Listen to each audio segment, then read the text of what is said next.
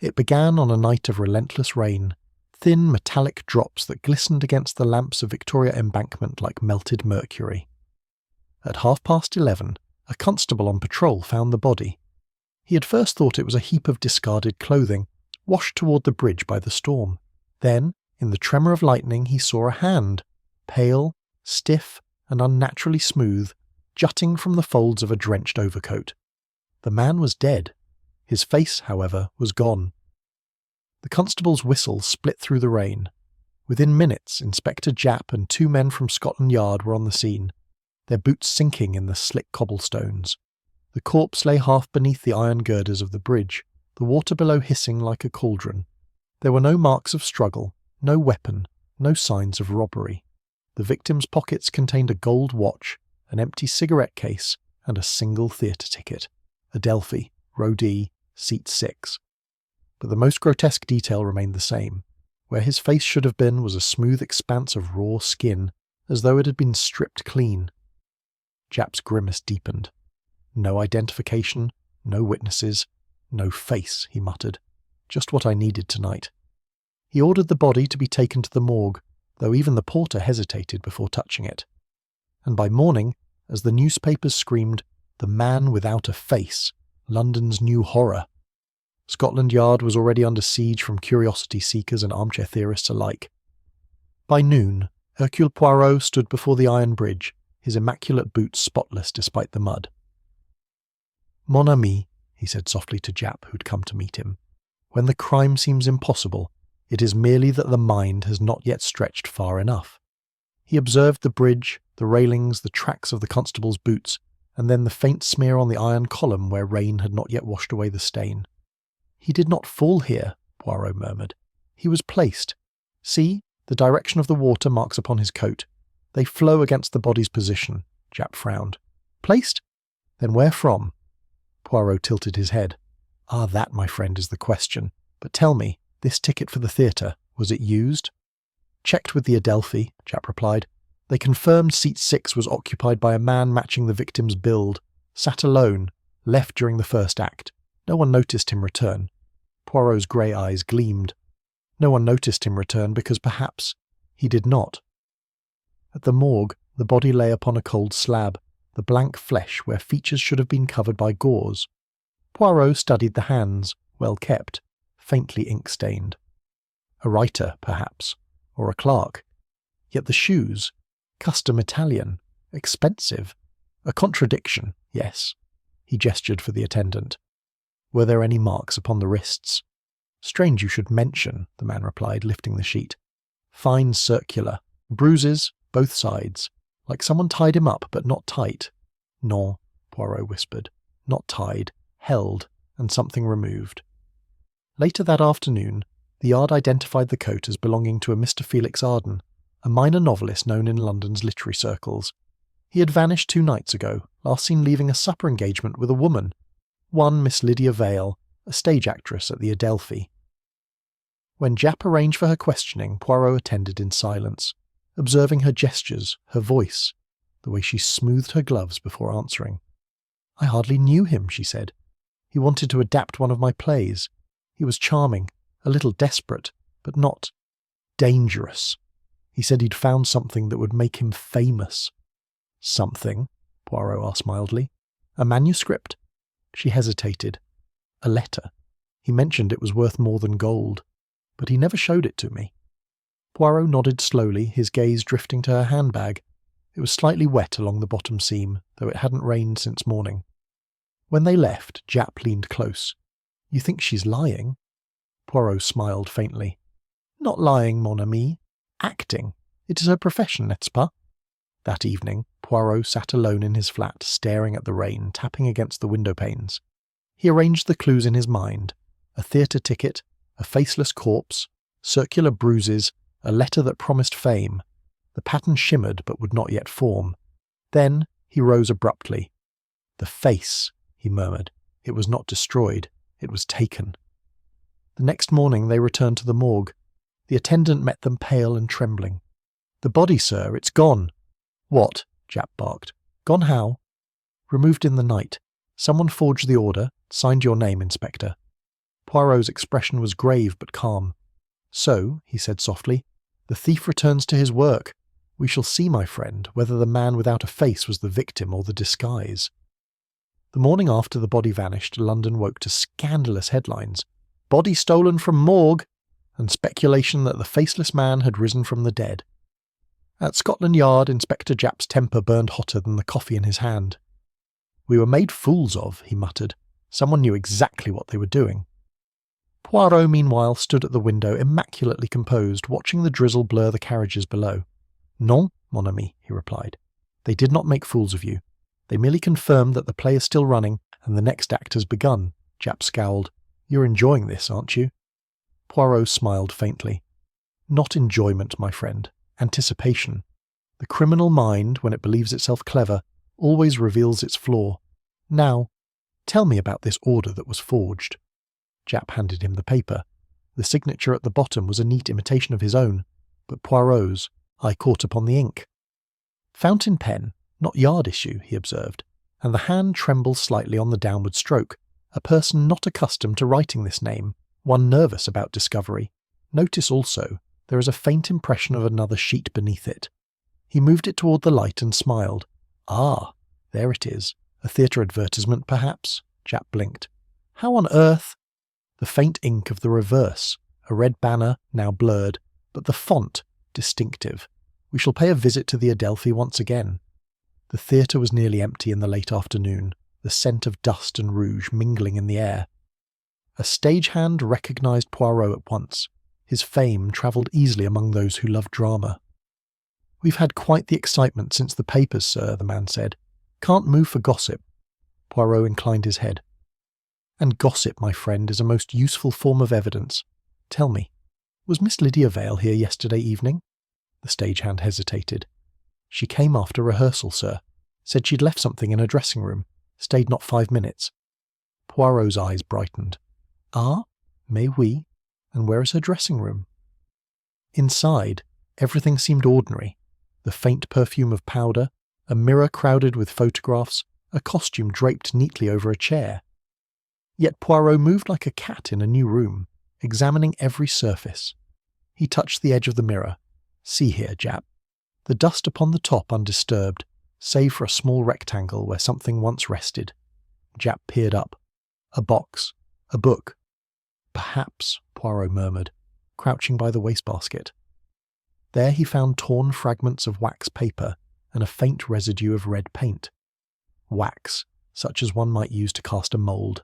And the colour, scarlet stage wax, often used for prosthetics. "I have seen the same in a certain shop in Soho that supplies theatrical disguises." Japp gave a low whistle. "You're thinking someone made a false face?" Poirot smiled thinly. "I think, mon cher Japp, that we are looking for a man who once had 2 faces and now wears one that is not his own." They left the theatre and followed the trail to the Soho supplier, a cramped little shop reeking of rubber and spirit gum. The owner, an anxious fellow named Morley, adjusted his spectacles as Poirot presented his card. "We're inquiring," Poirot began, "about a recent purchase of red wax and flesh-tint pigment. Perhaps a week ago, the buyer might have ordered a cast for reconstructive purposes." Morley frowned. "I did have such an order, now that you mention it. Came through a lady, a Miss Vale, I think. But she said it was for her brother, injured in an accident. Paid cash, picked up 2 nights ago." Japp crossed his arms. 2 nights ago, the very night the body disappeared." Poirot only nodded, his gaze thoughtful. "And did this brother accompany her?" "No, sir, but the man who carried the box out was tall, limped slightly on the left leg." Poirot's eyebrow arched. "A limp, you say? Most interesting." Outside, the drizzle had deepened into mist. Poirot stood still, head tilted as if listening to something distant. Felix Arden, our poor novelist, was last seen alive leaving supper with Miss Vale. His face removed, his identity stolen, and now a man with a limp wearing perhaps the same face that once belonged to him. A strange kind of resurrection, n'est-ce pas? "Hold on," Japp said. "You think someone's walking around with the dead man's face?" Poirot's expression was grave. "Not think, my friend. No, but the question is why." That night, Poirot returned alone to the Adelphi. The evening performance was underway, music echoing faintly through the corridors, he slipped into the wings, unseen, and observed from the shadows. Miss Vale stood upon the stage, radiant, confident, her laughter ringing clear. Yet in the dim light of the orchestra pit, Poirot saw a man in the third row, partially hidden by a column, watching her with unnerving stillness. He was tall, wore a scarf high around his jaw, and when the light shifted, Poirot glimpsed the faint rigidity of his features like painted wax over living flesh. Poirot waited until intermission. As the audience rose, the man left swiftly through the side aisle. Poirot followed, careful and silent, out into the mist. The figure turned down a narrow lane behind the theatre, then stopped, sensing pursuit. For a heartbeat, the two men faced each other beneath the gaslight. The stranger's face gleamed faintly, its skin too smooth, too perfect.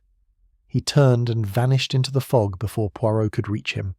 When Japp arrived moments later, Poirot's calm mask had hardened. "He is clever," he said softly. "Clever and desperate. But now I have seen the ghost of our story, mon ami. The man without a face lives again. And somewhere, Miss Vale knows the reason." The next morning the fog still hung thick over the Thames, muffling the city's sounds into something close to silence. Hercule Poirot sat in Japp's office, a small cup of chocolate before him, untouched. Across from him, a photograph of the faceless man, what little of him had been captured before the body vanished, lay beside a list of known acquaintances. Poirot traced a finger down the names with delicate precision, murmuring, "The dead man was a novelist. Yes, but it is not the profession. It is the pen, mon ami. Words can ruin, words can exalt, words can kill." Japp leaned back, unimpressed. "You think someone killed him over a sentence?" Poirot's lips curved. "Perhaps over a story." He stood abruptly. "Come. We shall listen to what his friends and enemies choose to tell us, and more importantly, what they do not." Their first visit was to a Mr. Arthur Penn, editor of the small literary journal The English Observer, where Felix Arden had once published serialized fiction. Penn, a nervous, bird-like man with ink-stained fingers, greeted them in an office crowded with manuscripts. His spectacles slipped down his nose as he spoke. "Tragic business, Monsieur Poirot. Felix was talented, though difficult, prone to sudden enthusiasms. He claimed last week he'd uncovered a scandal that would shake London's literary world." "Did he tell you the nature of it?" Poirot asked. Penn hesitated, eyes darting toward a locked drawer.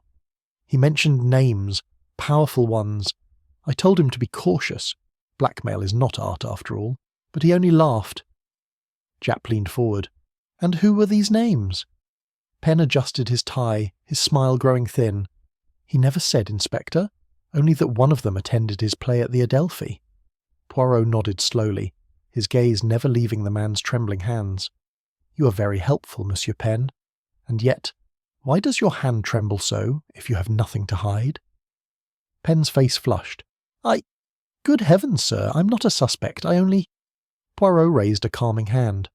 No, I do not accuse. I observe. Fear leaves its trace on the body long before guilt confesses itself with words." They left him pale and sweating behind his desk.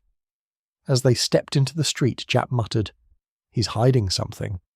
"Yes," Poirot replied, "but not murder. He fears discovery of another sort. Something to do with reputation, perhaps. Still, his mention of the Adelphi connects him to our stage." Their next call was upon Miss Lydia Vale herself. She had summoned them this time, her tone in the telephone cool, deliberate, as though rehearsed. "If you must continue this ghastly business, at least do it properly," she had said. "Come at 3. I will answer everything."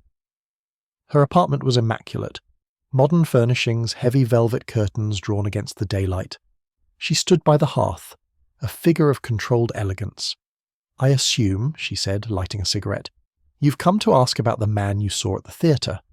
Poirot inclined his head slightly. "You're quick, mademoiselle. That is admirable." She exhaled a slow trail of smoke. "I saw him too. A stranger, watching me as though I were his ghost. When the lights came up, he was gone." "Then you do not recognize him?" Poirot asked. She hesitated. "No. And yet—" her eyes flickered. "There was something familiar. The way he held his hands. Felix used to— No, that's absurd." Poirot's tone remained soft. "You may speak freely, mademoiselle." She looked away, her mask cracking just slightly. Felix was obsessed. He spoke of transformation, of wearing another's skin. I thought it poetic nonsense. He said he'd found a man who could make him someone else. Japp scoffed. "Someone else? What's that supposed to mean?" Poirot's gaze sharpened. "Perhaps not metaphor, my friend. Perhaps literal." "Miss," Vale flinched faintly. "You think he—" Poirot's interruption was gentle but cutting. "I think, mademoiselle, that your Mr. Arden found a way to vanish before his death, and now someone else uses his creation." Her voice dropped to a whisper. "You make it sound like he planned to die." Poirot said nothing. He only watched the tremor in her hand as she stubbed out her cigarette and noticed, just for an instant, the faint trace of red wax beneath her nail. When they left, Japp sighed. "She's acting again." "Mais oui," Poirot agreed. "But even the best actress betrays her truth in silence. Did you notice her eyes when I mentioned transformation? She has seen that man before, and she lies not to protect herself, but someone she loves." By dusk they visited a third name, Dr. Henry Lark, a reconstructive surgeon who had once been a consultant at St. Bartholomew's. His townhouse was filled with anatomical sketches and plaster casts of faces. "Yes," he said when shown Felix Arden's photograph. "He came to me months ago, asked about surgical methods of altering identity. I refused, of course, thought him unwell." Poirot wandered the room, eyes tracing the lifeless masks on the walls. "And yet, doctor, you did not refuse entirely, did you? Some of these moulds are new. The plaster still smells of vinegar." Dr. Lark stiffened. "A demonstration model? For teaching?" Japp's tone hardened. "You kept the mould of his face, didn't you?" The surgeon's eyes flashed. "He insisted. Said he wanted a record of himself. In case of accident, he said. I made one cast, that's all. I stored it here. Then a fortnight ago it was gone." "Stolen?" Poirot asked quietly. He nodded. "Yes. Broken lock. No clue who?" Poirot touched one of the masks gently, his fingertips resting on its cold cheek. "Who else knew you had this cast?" Dr. Lark hesitated. "Miss Vale. She visited once, with Felix. She said she wanted to understand his art better." Poirot's voice grew still. "Ah!" The circle closes again. When they left, night had fallen. The street lamps flickered in the fog and Poirot paused beneath one, looking back at the surgeon's windows. 3 stories, mon ami," he said at last. "Each polished, each practiced, and each containing one small crack." Japp frowned. "You've seen something I haven't." Poirot smiled faintly. "It is not something I have seen, my friend. It is something I have heard. Every one of them spoke of Felix Arden in the past tense. Yet none mourned him. Not one tear, not one tremor of grief. That, Japp, is not how one speaks of the dead, but of the vanished." Japp looked at him sharply. "You think he's alive?" Poirot's eyes gleamed in the gaslight. "I think, my dear Inspector, that the man without a face may still be writing his story, only now upon the living." By the next morning the city had begun to tire of the mystery, but Poirot had only grown more alert. The newspapers were calling it the case of the man without a face, and the world was already inventing explanations. Lunatics, cults, impostors, but none of them satisfied Poirot's quiet mind. He sat in his apartment, gazing at 3 photographs arranged upon his table. Miss Vale, Dr. Lark, and Mr. Penn. 3 faces, 3 stories, 3 lies. Between them lay a single crimson thread, Felix Arden. He had spent the early hours reviewing each of their statements, marking contradictions. Penn claimed Felix was desperate for fame. Miss Vale said he sought transformation. Dr. Lark insisted he was unstable. All spoke truth, perhaps, but not the whole truth. "Each gives us one side of a cube," Poirot murmured to himself, "but the cube turns still unseen." When Japp arrived, smelling faintly of rain and tobacco, Poirot did not look up. "You have brought me news, yes?" "Not the kind you'll like," Japp said, tossing a file onto the table. "We found that fake removal order from the morgue was written on paper from the English Observer office. Matches Penn's stationery exactly." Poirot's eyebrow lifted. "Ah, so our editor writes more than essays. Could be he's covering for someone, or trying to protect himself. Or, Poirot said quietly, he was instructed to do so. He rose, his expression suddenly bright with energy. Come, my friend, let us pay him one more visit, unannounced. At the observer offices the scent of ink was stronger than before. Arthur Penn looked pale, unshaven, his tie loosened as if he'd been working all night. When he saw them he started to speak, but Poirot lifted a hand. Do not trouble yourself with explanations, monsieur. They will come in due time. I wish only to ask, did Felix Arden ever threaten to expose you? Penn froze. Expose me? For what? For altering his manuscripts, perhaps? For taking his words and giving them to another writer? Penn's mouth opened, then shut. Good Lord, how did you— Poirot's eyes twinkled. It is written in the ink itself, mon ami. Arden's prose was florid, sentimental, never cynical. Yet your magazine recently published a piece under his name that dripped with bitterness. It was not his voice. Japp folded his arms. So, he found out you were plagiarizing him. I only— Penn's shoulders sagged. He sold me the drafts, said he needed the money. Then he demanded more, 10 times the amount, threatened to ruin me. I told him to calm down, to think. He wouldn't listen. He said he'd show the letter, the proof, to someone powerful. I was desperate. Poirot leaned forward. To whom did he intend to show it? Penn shook his head. He never said, only that it would change everything. They left him trembling. On the street, Japp muttered, Greed. But he doesn't strike me as the killing sort. Non, Poirot replied, but desperation often wears the same face as fear. Their next stop was Miss Vale's apartment once more. She received them coolly, though her eyes betrayed fatigue. If you've come to accuse me again, Monsieur Poirot, I should warn you. I am running out of patience. Accuse? Never, Poirot said lightly. But tell me, mademoiselle, were you aware that Mr. Arden was blackmailing someone? Her cigarette trembled in her fingers before she composed herself. Blackmailing? No. He was unpredictable, yes, but not cruel. Then you will forgive me if I do not believe that. Poirot's voice had softened, but the edge was unmistakable. You knew of his letter, the one he guarded so carefully, the one he claimed could destroy reputations. Her lips parted, then closed again. He showed it to me once, she whispered.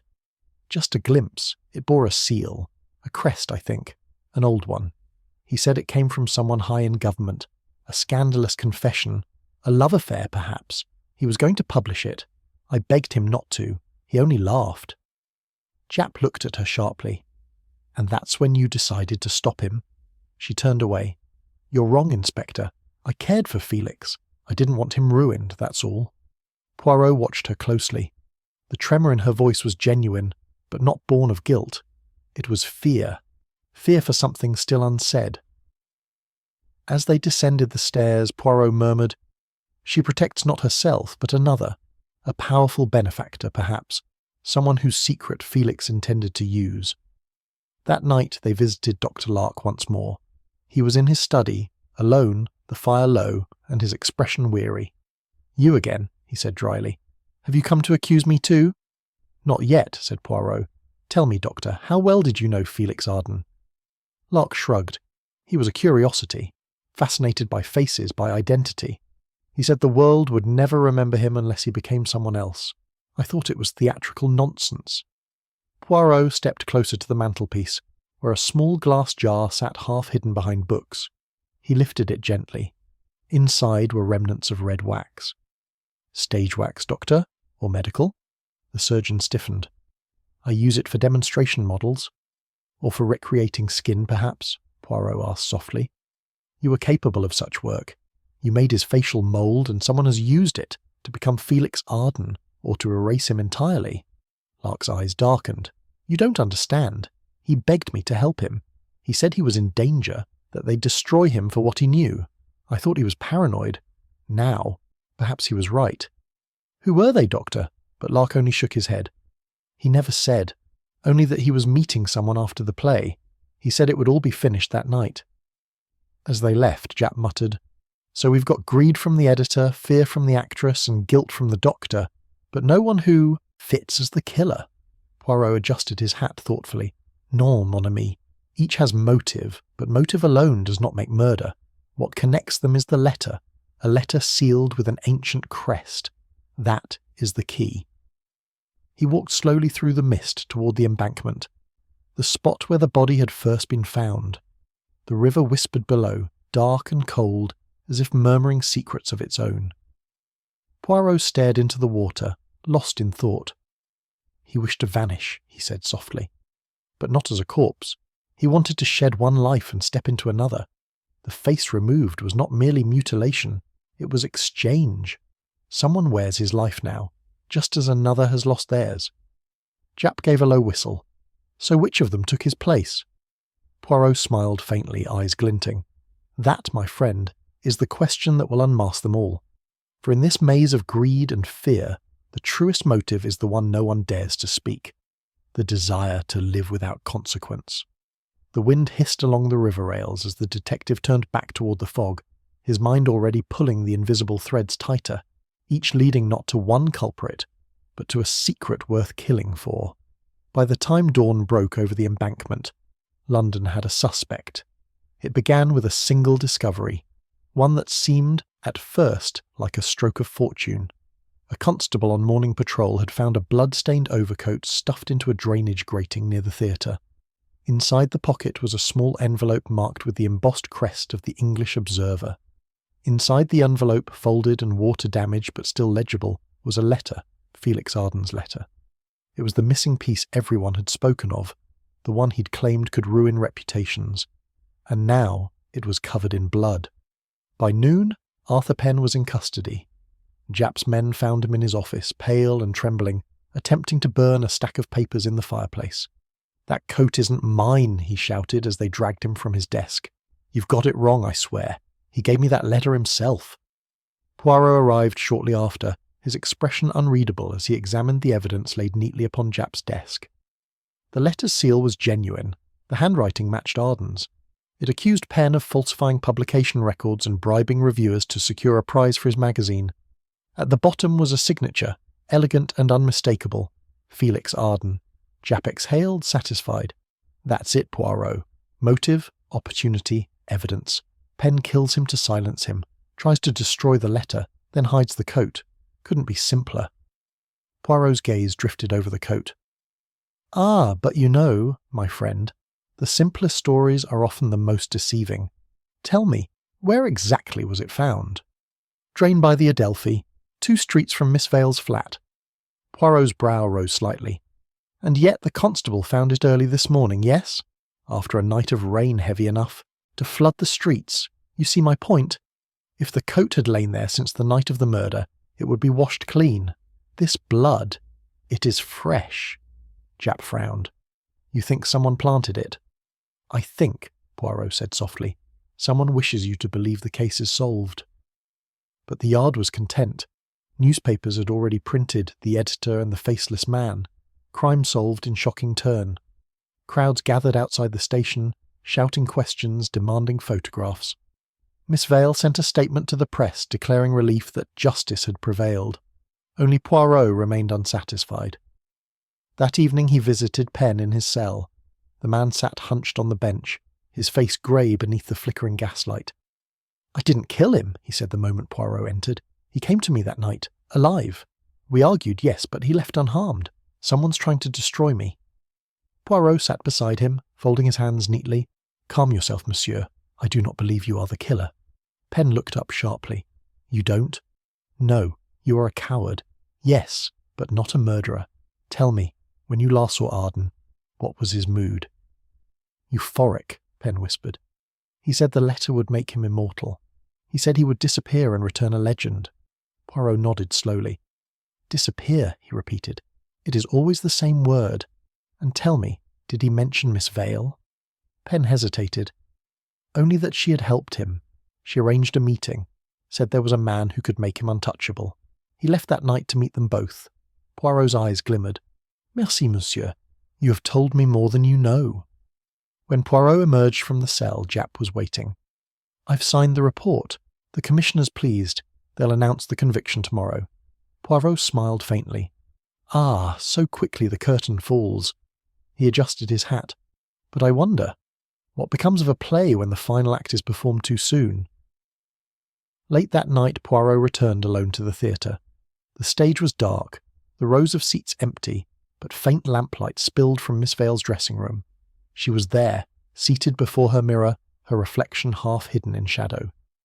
"Monsieur Poirot," she said quietly without turning. "You don't believe it's over, do you?" "Non, mademoiselle. Do you?" Her fingers trembled as she removed her earrings. "Arthur Penn is guilty enough. He ruined Felix's life. Why not let that be enough?" "Because it is not truth," Poirot said simply, "and without truth, the dead do not rest." She turned then, her face pale. "You think I'm lying? I think you are frightened, and I think you have seen a ghost. The man in the third row, perhaps." Her breath caught. "He's been watching me for nights now. At first I thought it was my imagination, but last evening, he was there again in the alley. I ran. I told no one." Poirot moved closer, lowering his voice. "And did you look upon his face?" She hesitated. "No. He wore a scarf. But his eyes, they were Felix's." Outside, thunder rolled across the river. Poirot glanced toward the dark window. "Then we must be quick, mademoiselle. The true killer does not rest either." Moments later, Japp arrived, drawn by Poirot's urgent message. "You've dragged me out at midnight for a ghost story?" he grumbled. But Poirot only raised a hand. "Wait." A soft creak echoed through the hallway. Footsteps, slow, deliberate. Poirot moved silently to the door, and there, emerging from the shadows, was the same tall man from the theatre, his collar pulled high, his step uneven. He froze when he saw them. "Hold it!" Japp barked. His men lunged forward. The man bolted, crashing through the side door into the rain-soaked street. A chase followed, through puddles and gaslight, past the silent carriages of the Strand, until at last the fugitive stumbled, falling hard upon the cobblestones. His scarf tore loose. For one brief, ghastly instant, Japp thought he was staring at the dead man himself. The same eyes, the same mouth. But the face was stiff, waxen at the edges, the colour uneven, an imitation. Beneath it, raw flesh and seams of surgical stitching glistened. Japp stepped back, horror-struck. "Good God, it's—" Poirot's voice was low and measured. "A mask, my friend, and beneath it we shall find the true face of our mystery." They peeled the false skin away. Beneath was the gaunt, trembling visage of Dr. Henry Lark. His eyes darted wildly. "He made me do it," he gasped. "Arden, he wanted to disappear, to become someone else. I only helped him. But then he turned on me. He said I'd stolen his idea, his creation. I didn't mean—" Japp's men seized him, but Poirot only stared. "So you killed him," he said quietly. "Then you took his face to wear as your own," Lark's voice cracked. "No, he begged for it. He wanted to die and live again. I only finished what he started."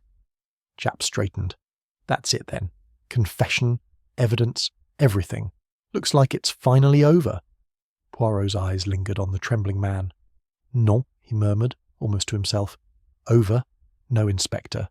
The stage is set, yes, but the script is not yet complete."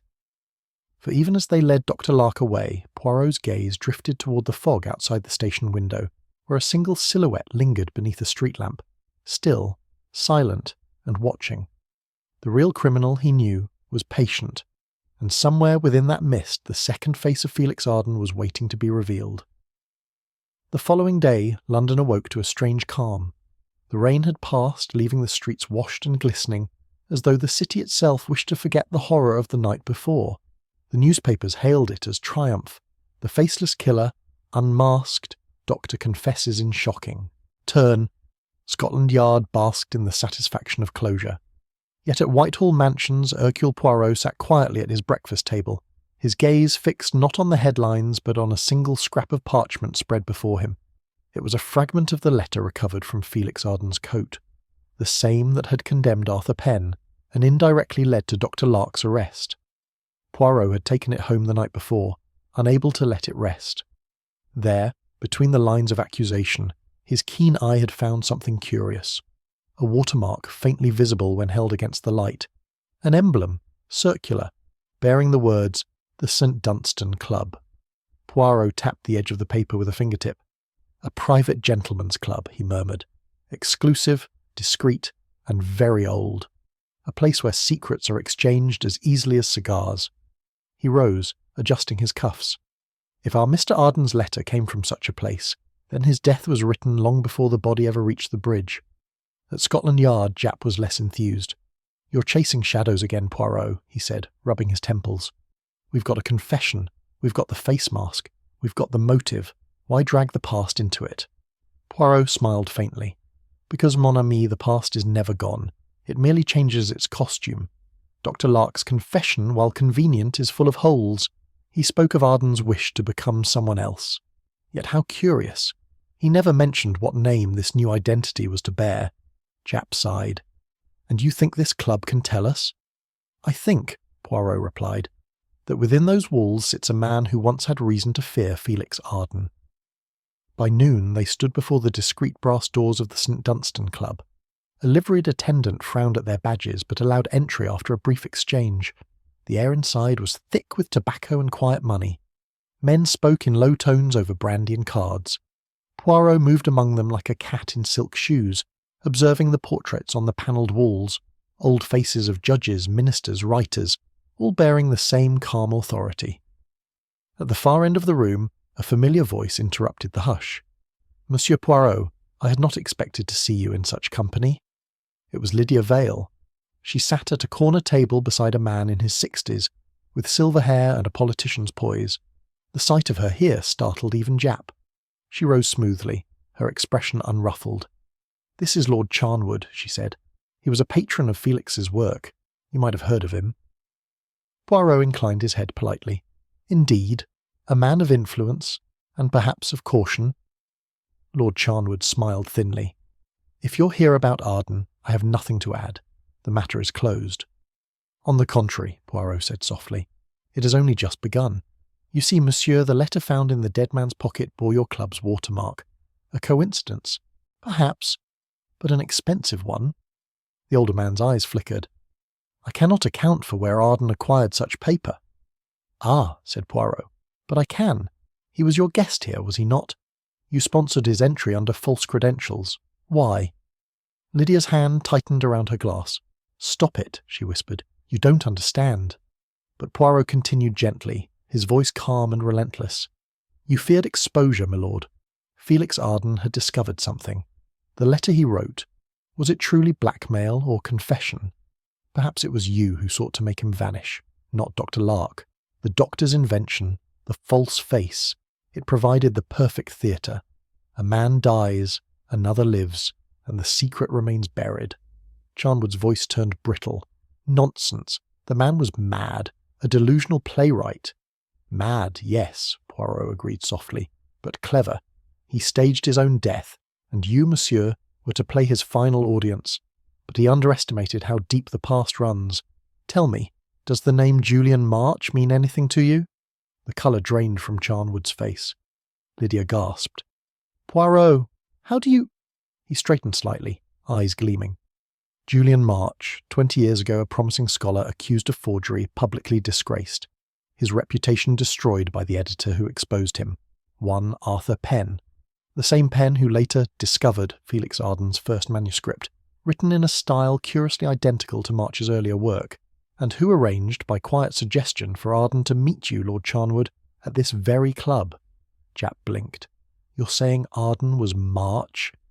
"Mais oui," Poirot said, his tone grave. "He vanished after the scandal, reinvented himself as Felix Arden, the tragic genius. All his life he planned a reckoning. Penn had ruined him, Lark had betrayed his trust, and you, my lord, had used his work for your own ambitions. He gathered you all in one web, but something went wrong.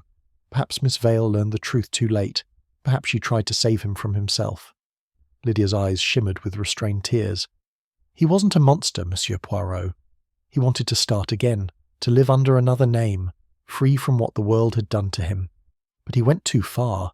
He said the only way to live was to die first." Poirot's voice softened. "And so he enlisted the doctor, planned his transformation, even prepared a letter to ensure that his enemies fell when he disappeared. But then, someone else saw opportunity." He turned to Charnwood. "When you learned of his scheme, you saw a means to silence him. You took the mask meant for rebirth and turned it into one for death. You arranged for his body to vanish and for blame to fall upon the convenient scapegoat. But tell me, where is his face now, my lord?" For a long moment there was only the hiss of the fireplace. Then Charnwood spoke, barely above a whisper.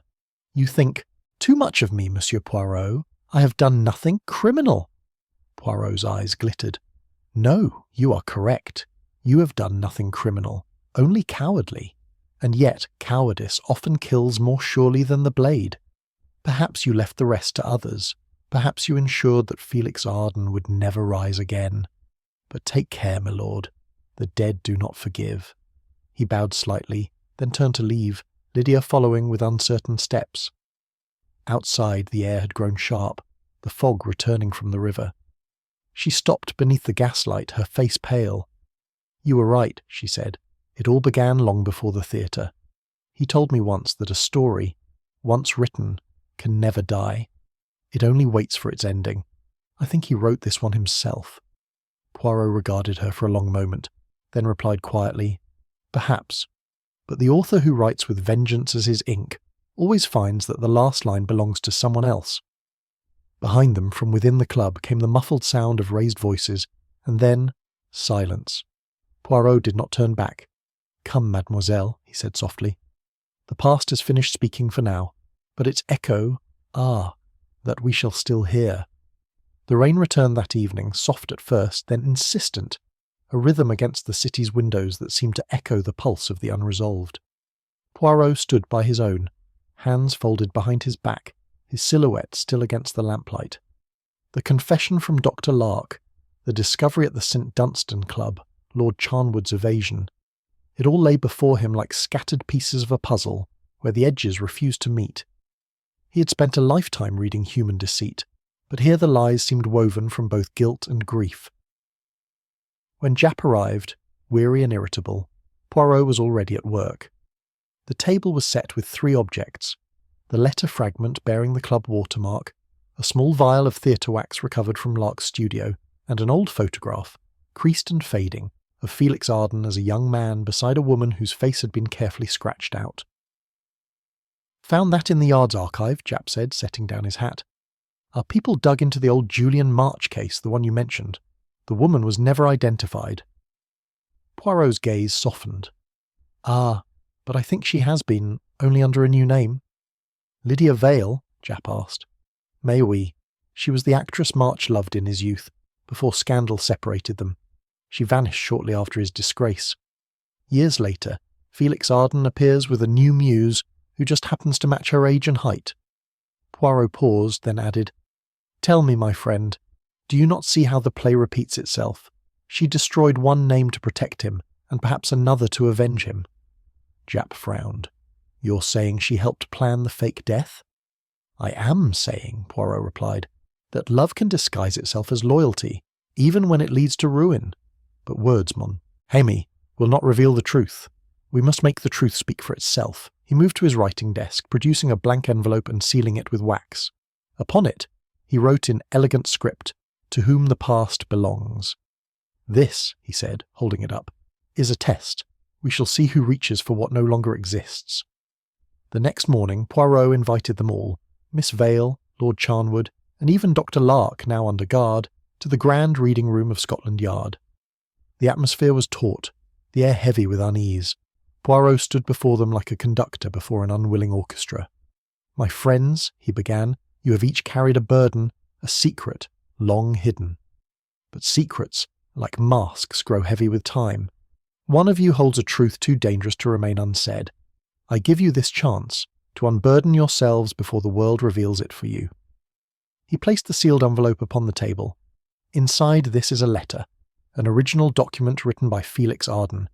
It names the one who betrayed him and the means by which his death was ensured. I will leave it here for 5 minutes. No one will speak. No one will move. The guilty will betray themselves not with words, but with eyes." For a long, breathless silence they sat. The tick of the clock grew louder. Miss Vale stared at the floor, her fingers clutching her gloves. Dr. Lark shivered faintly, muttering something inaudible. Lord Charnwood sat motionless, but his eyes, those calculating eyes, flicked once, twice toward the letter. Poirot's gaze followed every flicker, every tremor, every stolen glance. Then, at the 3rd minute, came the smallest sound, a scrape of a chair leg. Charnwood's hand had twitched forward by the slightest inch, halted only by his own awareness of what he'd done. The room froze. Poirot's voice was soft. Et voilà. Japp stepped forward, ready to intervene, but Poirot lifted a hand. Non, mon ami. The letter is empty. It was never about what it contained. It was about who could not bear not to possess it. He turned toward the nobleman. You see, Lord Charnwood, you betrayed yourself. The mark of fear is always impatience. Charnwood rose slowly, his facade of dignity cracking like thin glass. You have no proof, he said. On the contrary, Poirot replied. You provided it yourself. When we met yesterday, you denied knowing Felix Arden beyond literary acquaintance. Yet this morning, I had his handwriting analysed by your own club's secretary. You commissioned him years ago to ghostwrite political speeches in that very hand. The resemblance was perfect, too perfect, and when Arden discovered that his private work had been sold under your name, he demanded restitution. Instead, you chose to erase him. Japp stepped forward sharply. That true? Charnwood said nothing. His silence was answer enough. Poirot's gaze softened, though his tone remained steady. He came to you that night, believing you would help him vanish. You helped him indeed, but not as he hoped. You gave his body to the river, his face to another man, and his story to history. At that, Miss Vale rose abruptly, her voice breaking. Stop it! You don't understand. Felix wanted it that way. He said the only way to defeat the world was to let it kill the wrong man. He begged Charnwood to help him disappear, to finish the story he couldn't end himself. She looked between them, trembling. He wasn't murdered. He was completed. Poirot studied her for a long moment, pity and sadness mingling behind his eyes. Perhaps, mademoiselle, but in giving him what he wished, you each took what you desired most. Freedom, power, peace, and so you shared his guilt. Outside, thunder rolled faintly again. Japp broke the silence with a sigh. So what now? Charnwood faces charges, the rest walk free? Poirot's eyes drifted toward the window, where a thin shaft of morning light had broken through the clouds. Justice, mon ami, is not always the punishment of law. Sometimes it is the mirror we cannot look away from. He turned back to the table, took the blank envelope and tore it in two. There, he said softly. The truth no longer belongs to any one of you. It is free, just as he wished to be. For a moment no one moved. Then, one by one, they left the room. Miss Vale, weeping quietly, Dr. Lark led away in silence, Charnwood walking stiffly, his mask of authority slipping with every step. When they were gone, Japp shook his head. You and your tricks, Poirot. Empty letters, false tests, mind games. But you got your answer, didn't you? Poirot smiled faintly. Ah, but you see, my friend, it was not a trick. It was a question of the soul. The guilty man always fears silence more than accusation. He brushed the last fragment of the envelope from the table and looked toward the fading rain beyond the window. And sometimes, he murmured, the only way to unmask a man is to show him the face he tried to forget. The rain had eased by morning, but the city seemed no less grey for it. Poirot stood at the window of his flat, watching the mist rise from the street like smoke from a dying fire. Below, the carriages splashed through puddles that reflected a world both washed and unclean. He had spent the night in thought, revisiting every face, every word, every silence. The confession, the trick with the letter, Charnwood's crack in composure, all pieces that fit, yet not perfectly. There was something still out of place, a hollow sound beneath the harmony. When Japp arrived, hat in hand, looking more irritable than usual, Poirot had already laid out a tray of tea. You look as though you've slept less than I, mon ami, Poirot said mildly. I've got good reason, Japp muttered, dropping into a chair. Something's happened. The files, every document relating to Felix Arden and Julian March, gone. Poirot froze. Gone? Vanished. The whole archive, trial notes, letters, even the photograph you found yesterday. Someone broke into the yard during the night. Locked room, no prints, no forced entry. Poirot stirred his tea slowly, his expression unreadable. Ah, then our clever friend fears that truth has too many copies. When paper is burned, it does not destroy the idea, it merely hides it for a while. Japp scowled. I don't deal in ideas. I deal in proof, and someone's just wiped ours clean. Then perhaps, Poirot murmured, we must look for proof that cannot be burned. He rose, adjusting his cuffs, his mind already moving in circles. The act of erasing evidence, so precise, so deliberate, spoke not of panic but control. It is not Charnwood, he said suddenly. He is vain, yes, but not subtle. This is someone who understands systems, access, procedure. Someone who knew where the files were kept. Japp's expression darkened. You mean one of ours? Poirot inclined his head. Or one who walks among you as if they were? They went together to the yard. The records room smelled faintly of damp paper and oil lamps. The cabinet in question stood open, its drawers empty, the lock polished clean. Poirot knelt, his fingertips brushing the floor. No dust disturbed except here, he murmured, tracing a faint scuff. A woman's shoe, narrow, French sole. Not Miss Vale, I think. Too fine for an actress's pocketbook. Japp's eyes narrowed. Then who? Poirot looked up slowly. Someone with means. Someone who feared the name Julian March resurfacing would tear apart more than reputation. Someone who has not yet left the stage. Hours later they stood at the St. Dunstan Club again. The porter greeted them with the same thin politeness, but Poirot saw at once that something had changed. The air carried tension, whispers of scandal not yet spoken aloud. Lord Charnwood had not appeared that morning, nor had anyone seen him since the previous evening's interrogation. He left no message? Poirot asked. The porter shook his head. Only a letter, sir. It arrived early today, addressed to you. The envelope bore Poirot's name in a firm, unhurried hand. Inside was a single sentence, written in black ink. Some truths are not meant to live, Monsieur Poirot. Consider this an act of mercy. Beneath it was a small crest, the same watermark as before. Japp exhaled through his teeth. He's running, knows we've got him cornered. Poirot shook his head. No, my friend, this is not flight. It is theatre. He wishes to control the ending. That night, Poirot's fears proved justified. Lord Charnwood was found dead in his study, a single pistol shot to the chest. On his desk lay another letter, this one unsigned. It read simply, I release you all from my shadow. At first glance it was suicide. Japp was quick to call it finished, to order the file closed once more, but Poirot, standing in that silent room, saw something no one else did. The gun lay in the wrong hand. The candle wax on the table had been pressed twice, and the ink on the letter, still faintly damp, had been blotted with a different paper, one finer, more expensive than any found in Charnwood's drawer. Poirot lifted the blotter sheet from beneath the lamp. Mon Dieu, he whispered. She was here. Who? Japp asked. Poirot turned to him, his face grave. Miss Vale, or should I say, Mrs. Julian March? Japp blinked. You're serious. Poirot nodded slowly. He called her here last night, perhaps to silence her, perhaps to beg forgiveness. But she is cleverer than he knew. The evidence destroyed at the yard, the papers gone. Who else could enter unnoticed but a woman of charm and poise, one accustomed to the company of officials? Japp frowned. You're saying she killed him?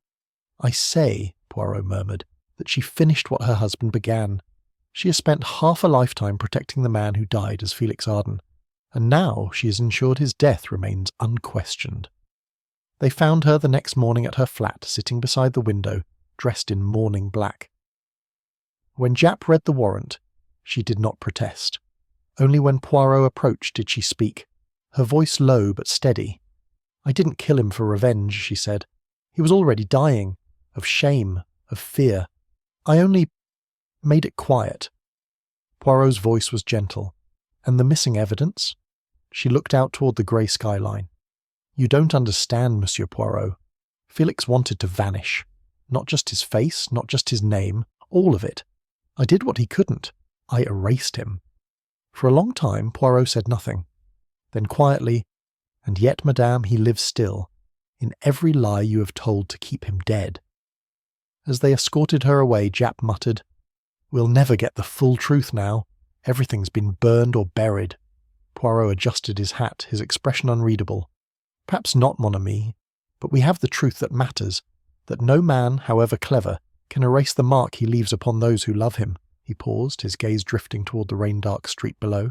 Still, it is curious how carefully she played her part. Too carefully. There is something missing. What's that? Poirot looked up at him, his eyes suddenly sharp. The one who gave her access to the yard records, someone inside, unseen, the true ghost of this story. Japp stiffened. You think someone else helped her? Poirot's voice was almost a whisper. Yes, someone who has not yet vanished.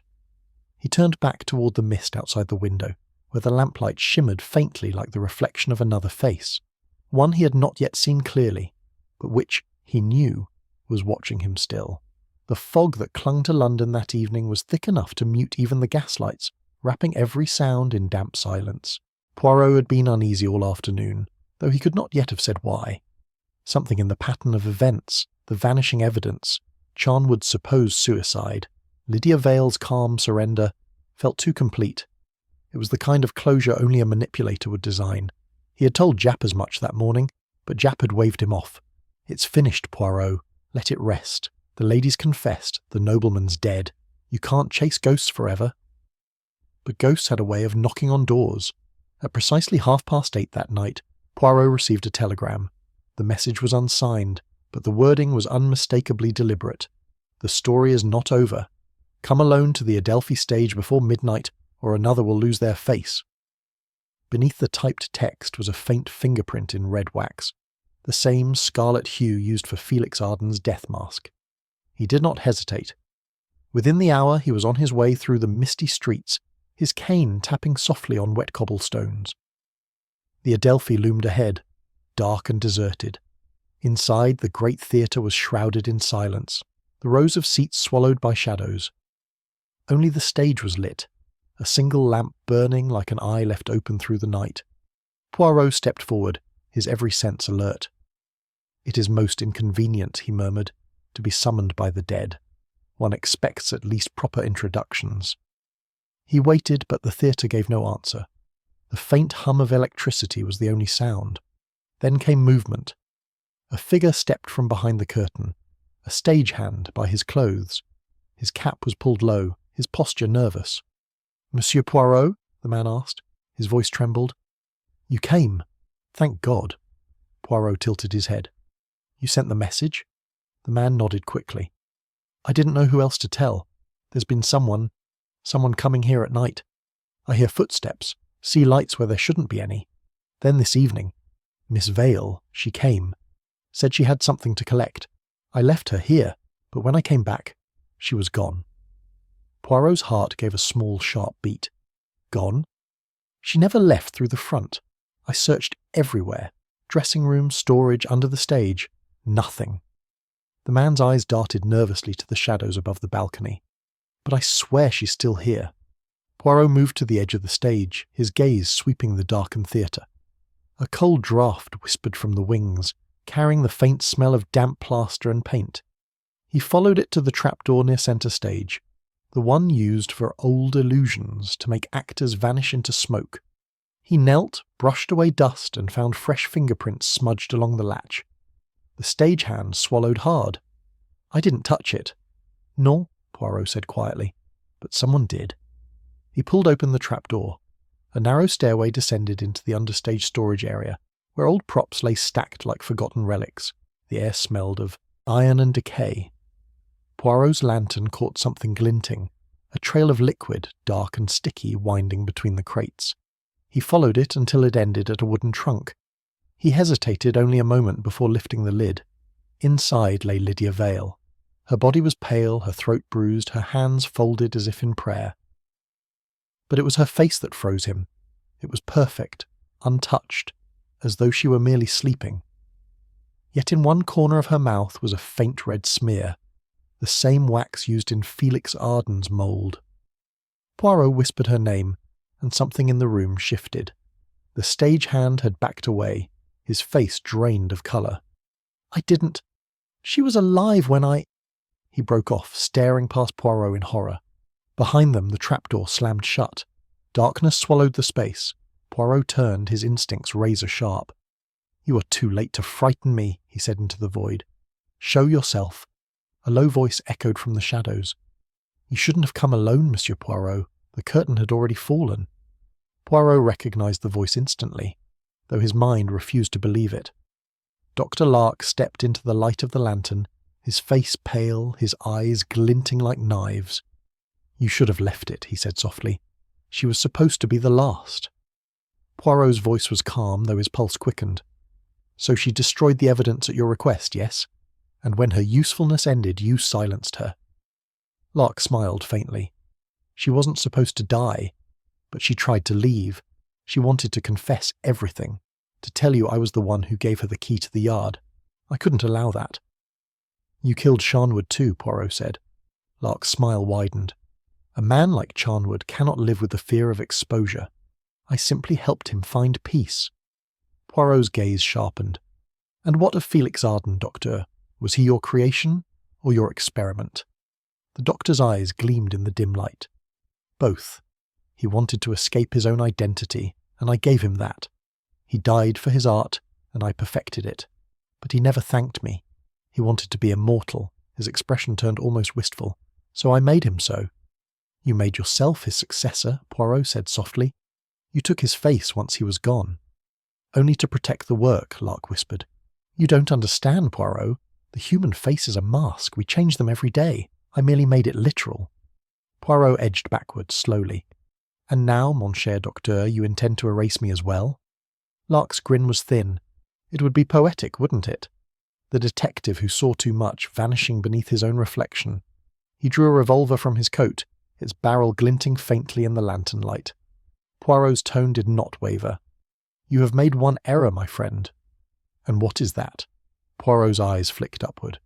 You forgot the stage has more than one entrance. A shout rang. From above. The trapdoor burst open and Japp's voice thundered through the gloom. Drop it, Lark! The beam of a torch cut through the dark, blinding the doctor. He fired once, the shot splintering a crate beside Poirot, then another, but the constables were faster. Within moments, Lark was disarmed, forced to the ground, his madness collapsing into broken laughter. When they led him away, Poirot stood in the flickering light, his breath unsteady. Japp turned to him, shaking his head.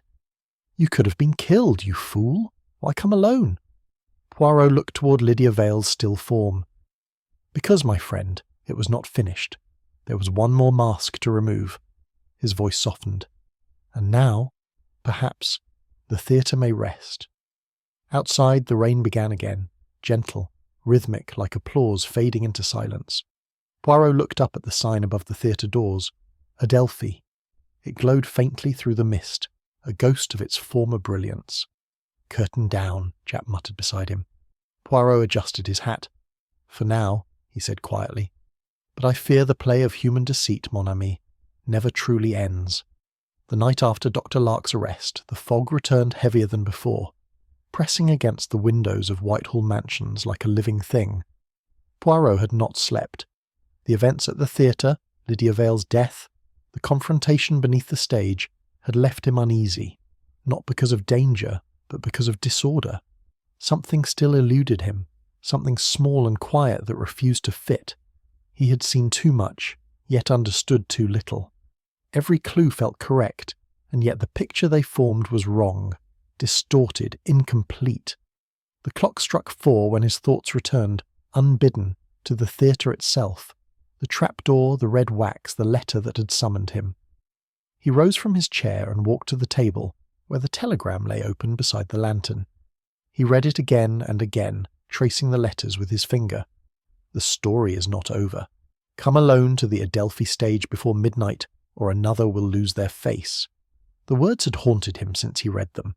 It was not merely the threat that disturbed him, it was the phrasing. The story is not over. That was not the voice of Dr. Lark, whose mind was consumed by pathology and pride. Nor was it Lydia's. Hers had been filled with remorse. No, this was theatrical, poetic, precise. Someone who loved drama. Someone who saw life as a performance. By morning, the yard was ablaze with activity. Japp, bleary-eyed and exasperated, burst into Poirot's flat without knocking. He's gone, he said grimly. Poirot turned slowly. Qui donc? Dr. Lark? Vanished from his cell between 3 and 4 a.m. Guard found the door locked from the outside, key still in his pocket. No sign of escape, no tampering, just gone. Poirot stared at him for a long moment, his expression unreadable. "Ah," he said softly, "so the final act begins." Japp groaned. "Don't start that again. He couldn't have walked through walls, unless you think ghosts are doing your work now." "Not ghosts," Poirot murmured. "Just men who understand illusion." He reached for his hat. "Come, mon ami, there is one place we must return to, the morgue." The attendant greeted them nervously, still shaken by the recent chaos. Lydia Vale's body had been prepared for burial, but Poirot's attention was not on her. He moved instead to the corner where the earlier remains, the original faceless corpse, had once lain. The table was empty now, but he asked to see the logbook. He flipped through the pages, each line marked with times, initials, and releases. His finger stopped at one entry dated 3 nights prior, the night before Dr. Lark's capture. "Ah," he whispered, "see here. The body of Felix Arden, or the man we thought to be him, was not collected by the Yard, as we believed. It was released to a private medical courier, the signature H. Lark. And yet that was before his supposed confession." Japp frowned. "You're saying he already had the body? Then what was the one under the stage?" Poirot closed the book gently. "A substitution, a decoy, perhaps even a test." They drove in silence through the wet streets to Lark's townhouse, the same one now sealed under police guard. Inside, the air was cold and faintly metallic. Poirot moved through the rooms methodically, his eyes searching every corner with the precision of a surgeon. It was in the study that he stopped. On the desk, amid the scattered notes and medical journals, lay a small half-burned wax mould, the cast of a face, not Felix Arden's, but Lark's own.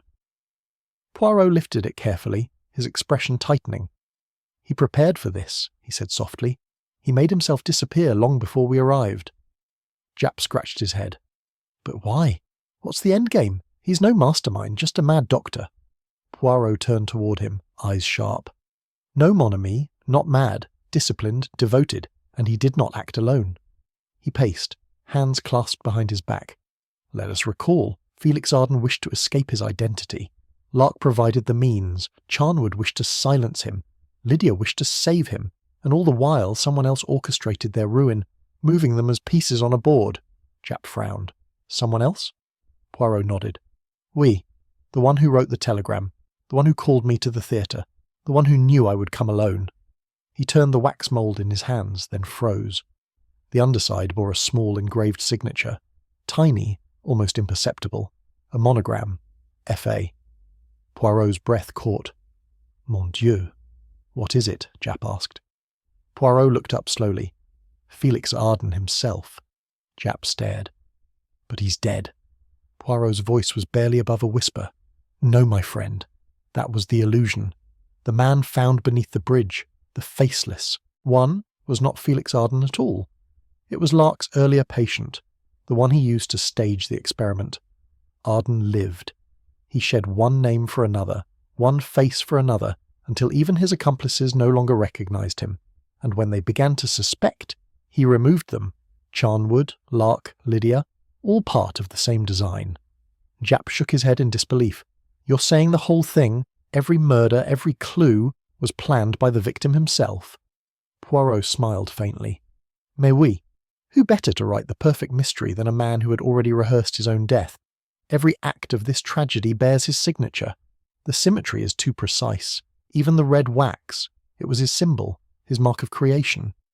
Remember what Lydia said. He wanted to be immortal, and now he is. The world believes him dead, yet he walks among us still." Japp ran a hand through his hair. "But if he's alive, where is he now?" Poirot glanced at the mould once more. He would not hide as himself. He would need a new mask, a new role. His gaze drifted toward the window, where the faint reflection of his own face shimmered against the rain. "He's watching, mon ami, waiting for the final applause." Later that evening, as Poirot sat again at his desk, a small envelope was slipped under his door. He picked it up, turning it over in his fingers. The paper was cream, fine, and embossed with the familiar seal, the same emblem from the St. Dunstan Club. Inside was a single note, written in a hand he now recognized beyond doubt. "Bravo, Monsieur Poirot. You have nearly completed the story. Only one scene remains, mine. At the bottom was a location, the embankment, midnight. Poirot closed the envelope slowly, a strange calm settling over him. At last, he whispered. The pattern is complete. Every story returns to its beginning. When Japp arrived moments later, breathless and anxious, Poirot was already donning his coat. "You're not seriously going," Japp said. Poirot's eyes glinted in the lamplight. "But of course, the author awaits his critic, and one must never keep an author waiting." Outside, the fog thickened once more, swallowing the lamps and the sound of his footsteps. The Thames gleamed faintly beyond, the same river that had once carried a faceless body into history. Now it waited again, silent, patient, knowing. And as Poirot disappeared into the mist, a single truth settled in his mind like the final line of a story long in the writing. Felix Arden had never wanted to escape death. He had wanted to control it. The fog over the Thames was so thick that night that even the lamps seemed to drown in it. Poirot's cab rolled silently along the embankment, its wheels muffled on the wet stones. Midnight drew near. In his pocket, the letter from Felix Arden, the living ghost, rested like a pulse. Only one scene remains, mine. It was an invitation, yes, but also a challenge, and Poirot, though wary, had accepted. For he knew that this final meeting would not be about confession or escape, but about truth, the kind of truth a man builds when he cannot bear his own reflection. He arrived precisely at 12. The river stretched below, wide and dark, its surface broken only by the glint of distant barges. A single figure stood by the rail, the fog curling around him like smoke. He was tall, thin, and impeccably dressed, a silhouette too poised, too deliberate to be any ordinary man. When he turned, the light from a nearby lamppost struck his face, and Poirot saw it. A face both familiar and wrong. It was Felix Arden, and yet not. The cheekbones were sharper, the eyes colder, the expression carved into stillness, as if the flesh had learned to obey the mind. He smiled faintly. "Monsieur Poirot, you kept your appointment." Poirot approached slowly, his gaze steady. "I am a man of punctual habits, monsieur, and I am not fond of unfinished plays." Arden laughed softly, the sound almost weary. "Ah, but this one was never meant to finish. The world loves a tragedy only when it leaves room for speculation. Would you deny me that?" Poirot regarded him quietly. "You have played with life as though it were art, monsieur, but art has rules, and life has consequences. Tell me, why all this? Why the masks, the murders, the vanishing acts? You had talent, fame, admiration. What more did you seek?" The smile faded. Arden looked out toward the water.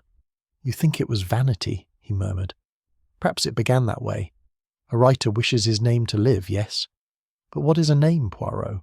Letters on a page, a sound in another man's mouth, a lie, really, one told often enough that the world begins to believe it." He turned, his voice hardening. "I was never Felix Arden. That name was borrowed. From a corpse no one remembered. Julian March died the day the world decided he was guilty.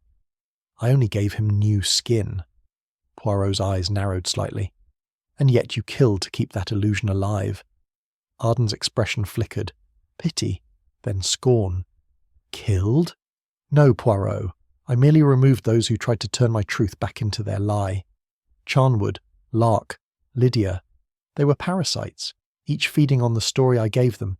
They wanted me to be something ordinary, a man ruined by guilt or love or ambition. But I am none of those things. I am the idea they tried to steal." Poirot's tone remained calm, almost sorrowful. "And yet, mon ami, you're still only a man, a frightened one, a man who hides behind his own creation because the real one cannot bear the mirror." Arden's jaw tightened. "Do you know what it means to be erased, Poirot? To walk through a room and see in every face the accusation of what you once were? They called me a fraud, a thief of words. I spent years building myself again, word by word, mask by mask. But there is a moment, always a moment, when the mask clings too tightly, and you forget where. It ends." He touched his face lightly, as if feeling for seams invisible to anyone else. "When I realized I could no longer tell the difference, I knew I had to make the story real. A death, a rebirth. Only then would Julian March truly die, and Felix Arden live forever, Poirot's voice dropped, even if it meant others must die with him. A faint, bitter smile touched Arden's lips. They were already dead to themselves. Lydia, poor Lydia, she would never have allowed the illusion to fade. She loved the ghost more than the man. Lark understood me too well. He thought he could recreate me, preserve me in wax and bone. I simply perfected what he began. Poirot took a slow step closer, the mist swirling between them. And yet, you summoned me here. Why, monsieur? To boast of your cleverness? To confess? Arden shook his head. Neither. To show you something. He reached into his coat and withdrew a small object, a compact mirror, old and silver-framed. Look, he said quietly, holding it toward Poirot. The detective hesitated, then took it. What he saw made him draw in a slow, sharp breath. The reflection staring back was Arden's face, identical, but the eyes were his own. For a heartbeat it seemed to shift, like liquid beneath glass. Arden's voice came low, almost reverent. You see, it isn't about who we are, but who the world believes us to be. I could be anyone, even you. Isn't that beautiful? Poirot set the mirror down carefully on the rail. No, monsieur, it is monstrous. You speak of freedom, but you are the most enslaved of all. To illusion, to self-deceit. You wish to create eternity, and instead you have only created loneliness. Something flickered in Arden's expression, a tremor, a fault line. Loneliness, he echoed softly. Perhaps, but even loneliness can be art, if rendered perfectly. Poirot's gaze did not waver. And so you arranged your own death to be admired, yes? The faceless corpse, the tragedy, the whisper of genius lost too soon. You wished not to escape the world's judgment, but to manipulate it. You wanted them to mourn you. Arden's laughter came hollow now. Ah, how you understand me, and yet, how little you see. It was not mourning I wanted, Poirot. It was proof. Proof that I could create something the world would never forget. Death is the final editor, my friend. It sharpens the story. It gives meaning to every word. Poirot studied him, and at last the full picture formed. Terrible, complete. The crimes had never been about survival or escape, not even revenge. They were a manuscript written in flesh and blood, each life a paragraph in a story of obsession. Arden did not crave immortality through fame. He craved control over how he was remembered. The murders, the disguises, the letters. It was all his masterpiece, one final performance for an audience he despised. Then this, Poirot said quietly, is your ending? Arden smiled faintly, the fog curling around him like a shroud. Every story must have one, but not every story leaves its author alive. Before Poirot could move, Arden stepped back toward the railing. Tell them, if you like, that Felix Arden was a murderer, a fraud, a madman, but they will still speak his name. That is immortality, Poirot, not truth, legacy. Poirot reached forward, his voice suddenly sharp. Non, you will not escape again. But Arden only bowed slightly, that same stage-perfect grace he had always possessed. Au revoir, mon ami. And with that he turned, his figure vanishing into the mist, leaving only the ripple of disturbed water and the faint echo of applause, the river's own cruel applause, lapping against the stones below. Poirot stood motionless, the sound fading into silence. He knew the body would surface, as they always did, but the man himself, the mind that had written his life like fiction, was already beyond reach. Slowly he lifted the silver mirror from the rail. His reflection stared back at him, distorted by the fog, but behind it, faintly, another face seemed to linger, smiling. Poirot closed the mirror and whispered, You have your ending, monsieur. But remember, every masterpiece once unveiled belongs to the world, not its creator. He turned away from the river then, cane tapping against the stones, his figure receding into the grey dawn as the mist began to thin, revealing the first pale light of morning, the only thing, perhaps, that Felix Arden could never control. The dawn that followed was pale and bruised, the kind that never truly broke through the fog. The Thames still whispered beneath the bridge, carrying secrets that refused to drown. By morning, The constables had found a coat snagged against a piling, expensive fabric, torn at the hem, but no body. The current, they said, had claimed him. Japp declared the case closed before noon. But Poirot knew better. Felix Arden was far too precise a man to end without an audience. For 2 days, London buzzed with the story of the playwright who died twice. Reporters spoke of madness, brilliance, tragedy, and yet, in the quiet between the headlines, Poirot waited. He went nowhere, spoke little, and kept his blinds half drawn. He had, he said, a rendezvous yet to be kept. Japp thought it nonsense. He's fish food, Poirot, he grumbled. You've got to let it go. But Poirot only smiled faintly. When a man spends his life staging scenes, mon ami, he never exits without applause. Arden is alive, and tonight he will come for it. That night Poirot's apartment lay in perfect order, as if expecting company. The fire burned low, a single lamp glowed on the desk, and beside it sat the silver mirror, the one Arden had left him by the river.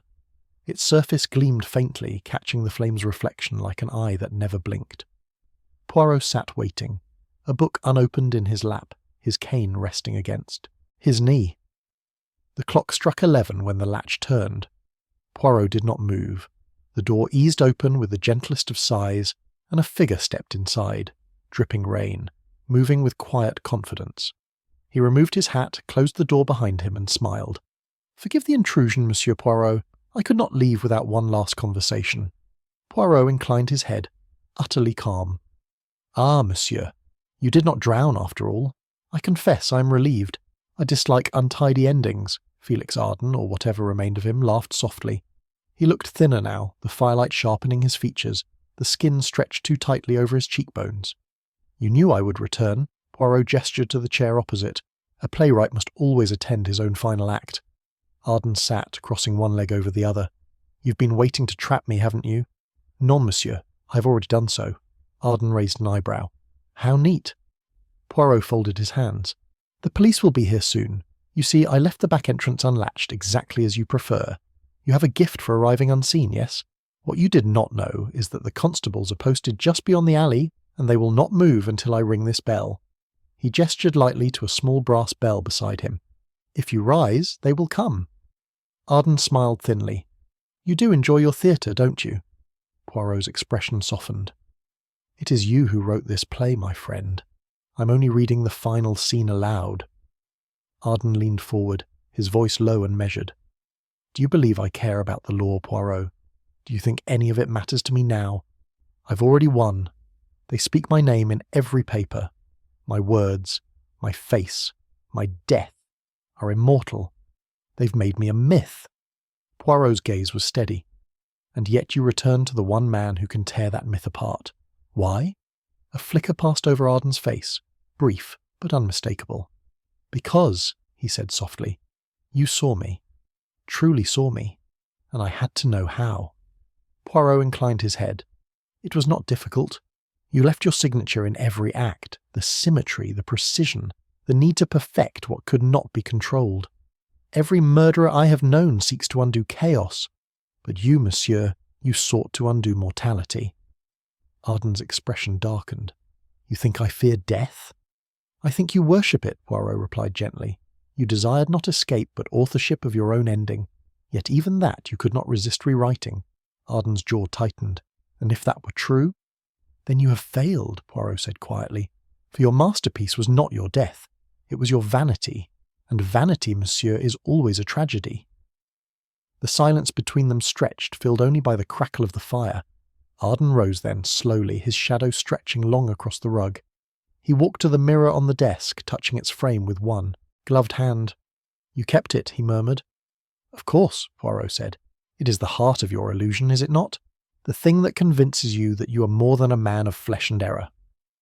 Arden looked into the glass, and for a moment the two faces reflected there, the detective's calm precision and the playwright's haunted grandeur, seemed like halves of the same whole. "Do you know what I see when I look into this, Poirot? Tell me." "Possibility," Arden whispered. "Every reflection is another self, another life. I could be anyone, anywhere, even now." Poirot's voice softened. "And yet, you are only yourself, cornered, alone, afraid." Something broke in Arden's face then. Not rage, not fear, something closer to grief. You think you've won, but you've given me exactly what I wanted. He lifted the mirror, staring at it with something like reverence. When they find me here, when the newspapers print my name beside yours, it will be perfect. The detective and his phantom, two sides of one coin. I could ask for no finer ending. Poirot rose, his expression grave. Non, monsieur. There will be no body this time, no masterpiece, only the truth. He stepped closer, voice quiet but commanding. You see, before you arrived, I sent a second telegram to Scotland Yard, to the publishers, to the theatre syndicate. Every one of them has received the same message, that Felix Arden lives. The illusion is broken. Tomorrow they will call you fraud, not genius. Arden froze, the mirror trembling in his hand. You wouldn't. Poirot's eyes did not waver. I would, and I have. It is over.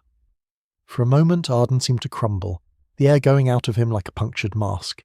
Then, with sudden fury, he raised the mirror as if to strike, but Poirot, quicker than expected, struck the brass bell. The door burst open. Japp and two constables rushed in, revolvers drawn. Don't move! Arden stood rigid, eyes darting to the windows, the door, the flames.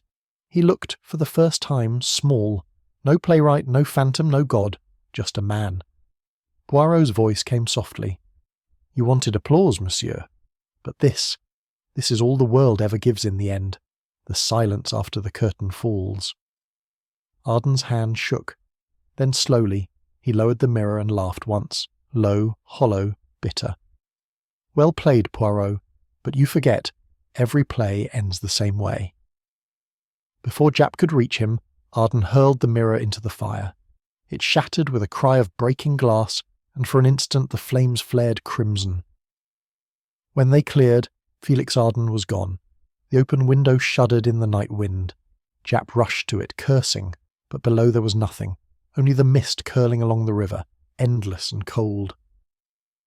Poirot stood silent, staring into the fire where fragments of silver still gleamed among the coals. He could not bear to be seen, he murmured.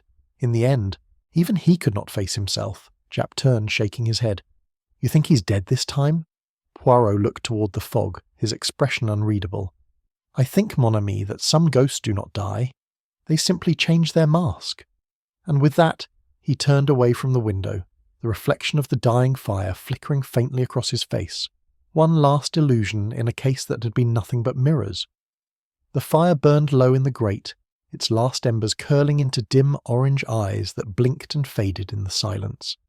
Japp had gone, constables too, leaving Poirot alone in the room that still smelled faintly of smoke and rain. The window remained open, the curtain shifting in the faint breeze that carried the river's damp breath. He stood by it, listening, not to the city but to the absence of sound. It was always the quiet after the storm that revealed what the storm had missed. Felix Arden was gone again, this time perhaps for good. Japp believed he'd thrown himself into the river once more. It's finished, Poirot, he had said before leaving.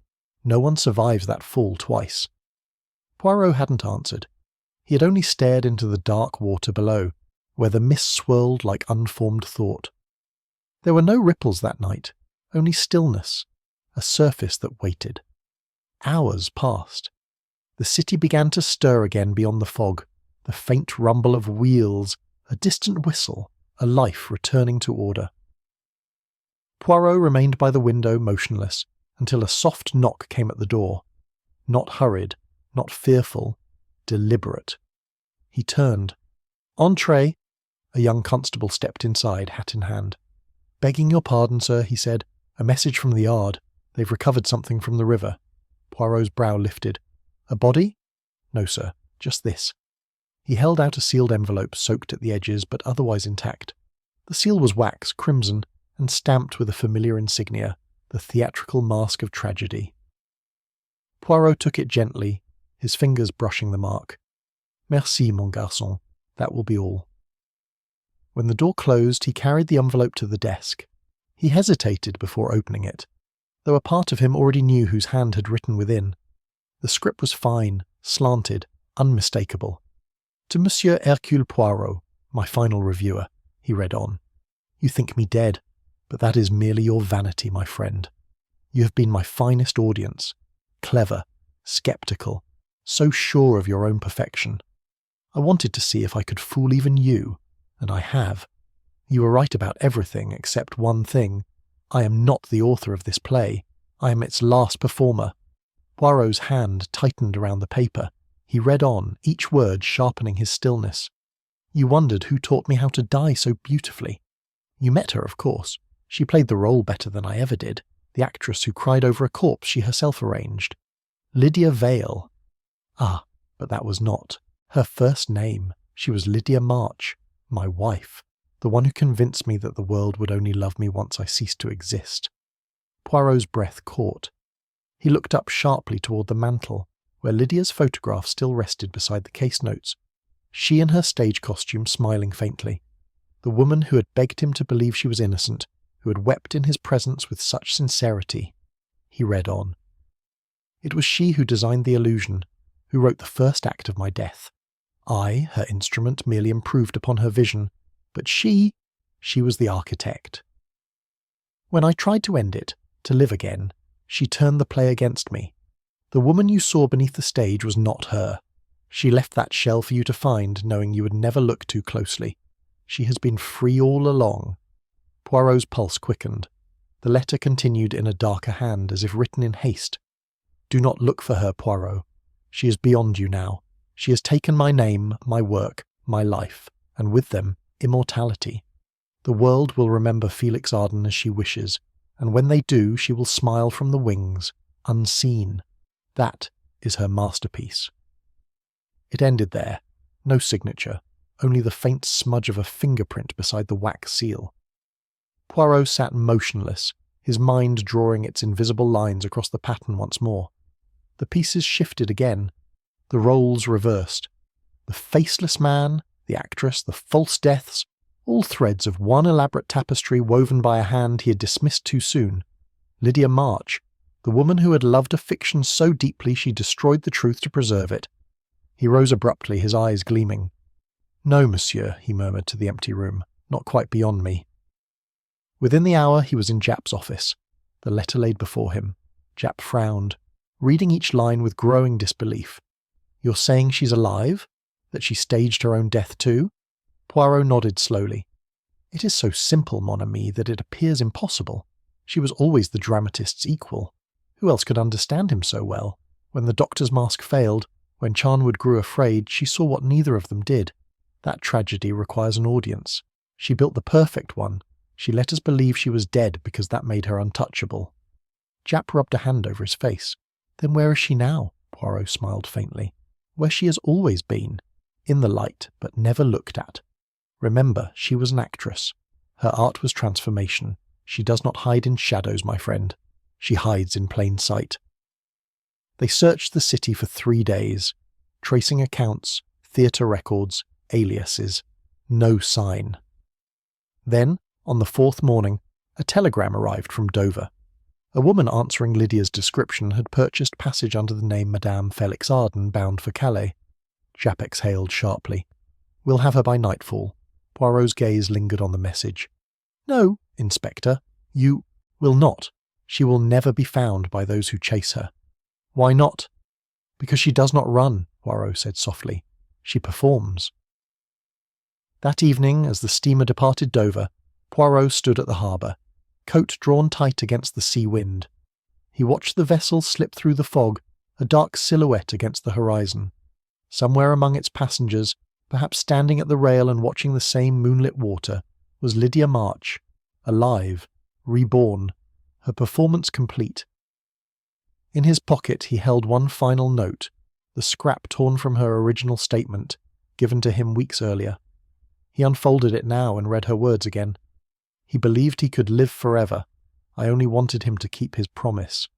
Poirot's lips pressed together. "Ah," he whispered. So it was not immortality she sought. It was possession. She did not wish to be remembered beside him. She wished to become him. The tide surged against the rocks, the waves hissing like applause. He turned from the shore, his face unreadable in the lamplight. The world would soon forget Felix Arden, as it always forgot its tragedies after the curtain fell, but somewhere, upon another stage, Under another name, a woman would step into the light, her voice calm and beautiful, and the audience would gasp at her brilliance, never knowing whose ghost they applauded. Poirot looked once more toward the horizon and murmured to the sea, "Bravo, madame, the play was yours all along," and the fog swallowed his words, leaving only silence and the faint echo of a name that would never truly die.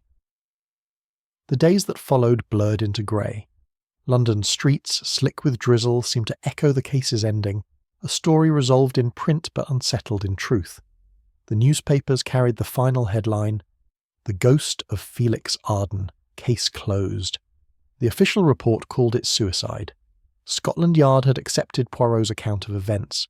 The fire, the shattered mirror, the open window, the disappearance into fog.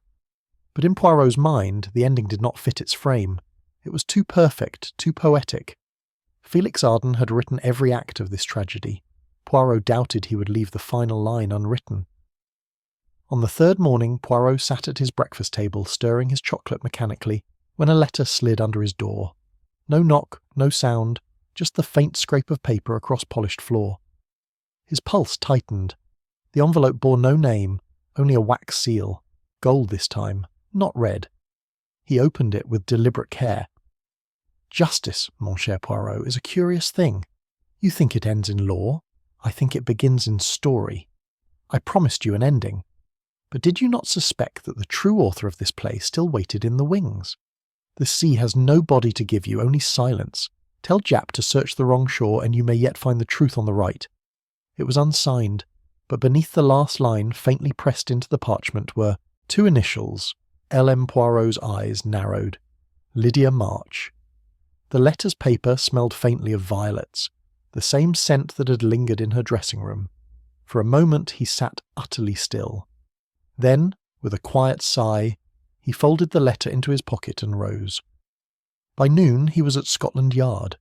Japp was at his desk, pipe in hand, muttering over a new report. "If you've come to say you told me so, save your breath. There's no sign of Arden, no ship's record of Lydia Vale or anyone like her. Dover swears no woman by that name boarded."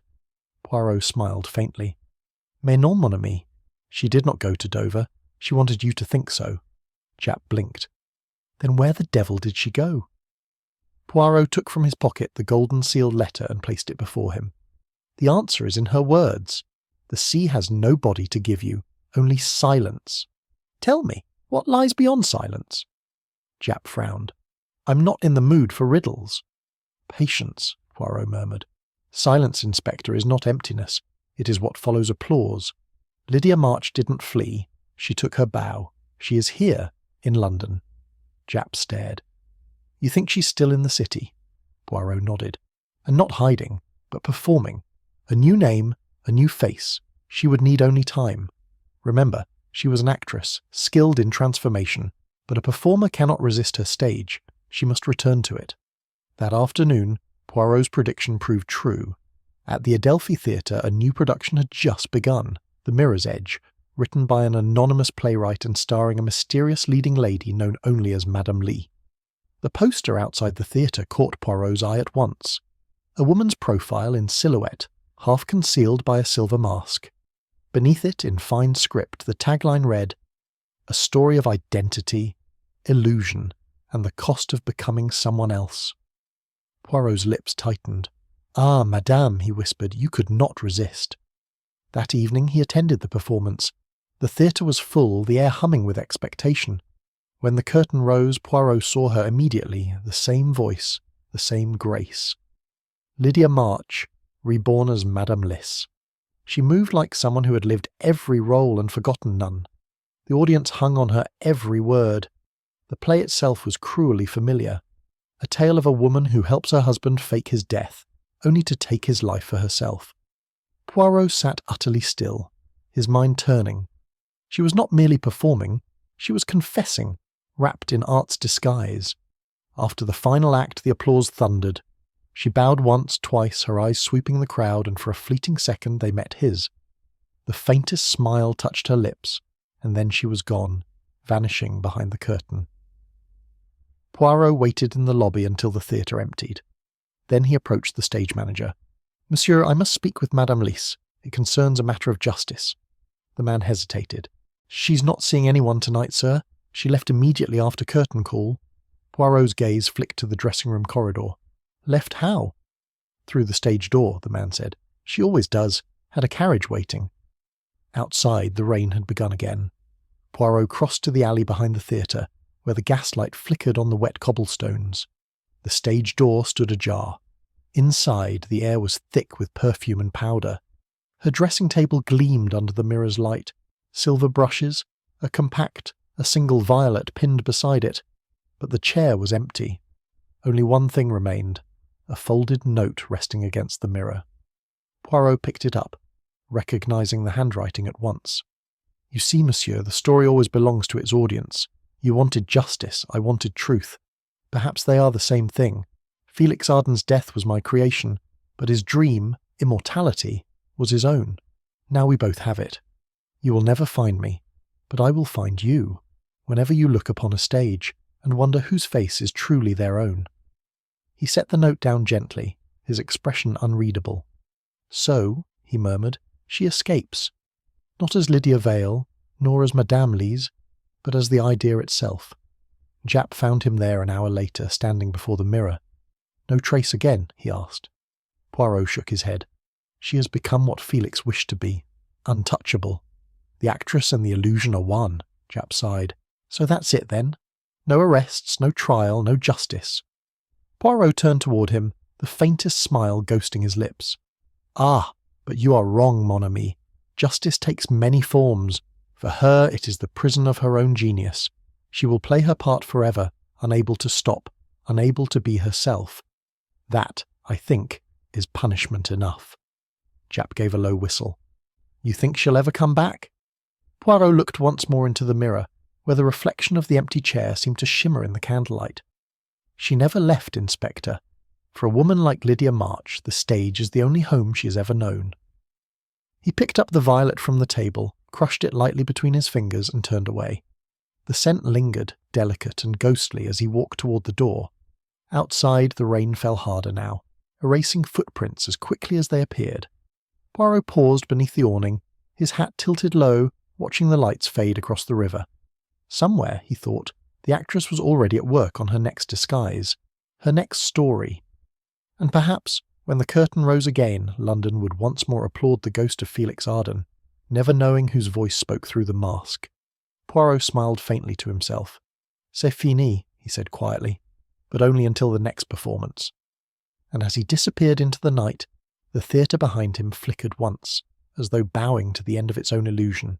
Justice served and yet escaped, just as the fog swallowed London whole.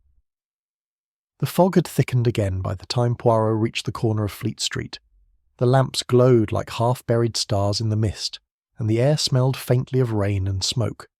He walked slowly, cane tapping the cobblestones in even rhythm, though his mind was still very much inside the theatre he had just left. The scent of violets lingered faintly on his gloves. It clung to him as though the case itself refused to let go. He paused beneath an awning, looking back at the Adelphi's distant silhouette, the faint hum of the city swallowing its last light. It should have been over, the actress gone, the illusion complete, the world once more safe in its ignorance, and yet something small, something maddeningly slight tugged at his thoughts. It was not the confession or the escape that troubled him, it was the silence between. In his pocket, the golden sealed letter brushed against his fingers. He drew it out, unfolding it once more beneath the weak lamplight. "The sea has no body to give you, only silence." The words shimmered faintly, ink slightly blurred by moisture. He turned the page over. At first glance, it was blank, but as the damp air kissed the paper, faint lines began to appear. A watermark, perhaps, or something etched into the fibres themselves. Poirot's breath caught. The pattern was unmistakable. A crest, faint but elegant, a single theatre mask entwined with a serpent.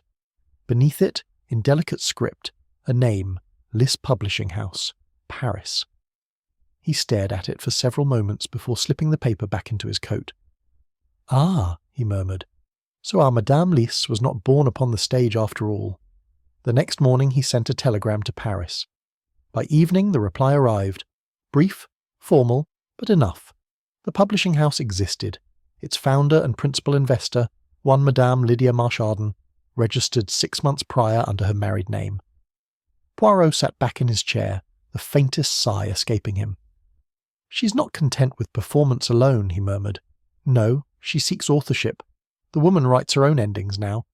Japp arrived later that night, as usual without knocking. "You've seen the papers, I suppose?" he asked, waving one in the air. "They're calling her a genius. This Madame Lise. Apparently she's written the next great tragedy. Opening in Paris next month." Poirot took the paper, scanning the front page. There it was. A new masterpiece from Madame Lise, The Death of the Detective. His brow furrowed. "Tiens," he whispered, "that is an unfortunate title." Japp dropped into a chair. "Unfortunate? It's bloody poetic. You think it's her?" Poirot's smile was thin. "Of course it is. Lydia March was always an artist of irony. But it is the timing that intrigues me. Her work premieres in Paris precisely 1 month after she vanished here. She did not flee, mon ami, she relocated her stage." Japp scowled. "And you? Think she's writing about you?" Poirot looked down at the page again. A promotional still accompanied the article. A dark stage, a single lamp, a figure in silhouette holding a mirror. "She has written about truth and masks her entire life," he said softly. "And now, perhaps, she wishes to test whether even truth itself can be deceived." Japp leaned forward. "So what do we do? Send the French police after her?" Poirot shook his head. "Non. To pursue her is to give her what she wants, a final act. No, we must wait. She will reveal herself again, as all performers do. But when she does—" His eyes narrowed faintly. "We shall see if she has learned her lines as perfectly as she believes." Days passed. London moved on, as London always did. Theatres filled, papers changed, and rain gave way to frost.